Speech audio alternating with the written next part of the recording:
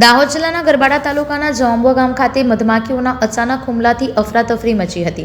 ખેતરમાં પાણી વાળી રહેલા ખેડૂતો પર મધમાખીએ હુમલો કરતા ગુલબાર અને જાંબુઆ ગામના 2 પુરુષ અને 2 મહિલાઓ સહિત કુલ 4 લોકો ઇજાગ્રસ્ત થયા હતા.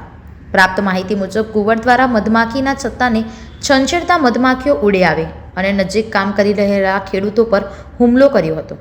બનાવની જાણ થતાં આસપાસના લોકો ઘટના સ્થળે દોડી આવ્યા હતા. ઇજાગ્રસ્ત તમામ લોકોને તાત્કાલિક સારવાર માટે ગરબાડાની ખાનગી હોસ્પિટલ ખસેડવામાં આવ્યા છે. હાલ ઇજાગ્રસ્તોની સ્થિતિ સ્થિર હોવાનું જાણવા મળ્યું છે.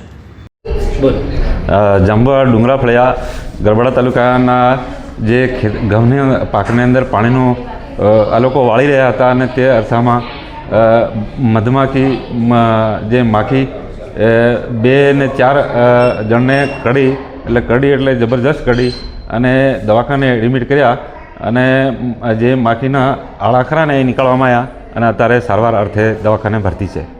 દાહોદથી જયેશ ગારી સાથે અભિપ્રાય ન્યૂઝ વડોદરા. આવા જ વધુ સમાચારો જોવા માટે સબસ્ક્રાઇબ કરો અમારી યુટ્યુબ ચેનલને અને જોડાયેલા રહો ફેસબુક, ઇન્સ્ટાગ્રામ અને ટ્વિટર પર.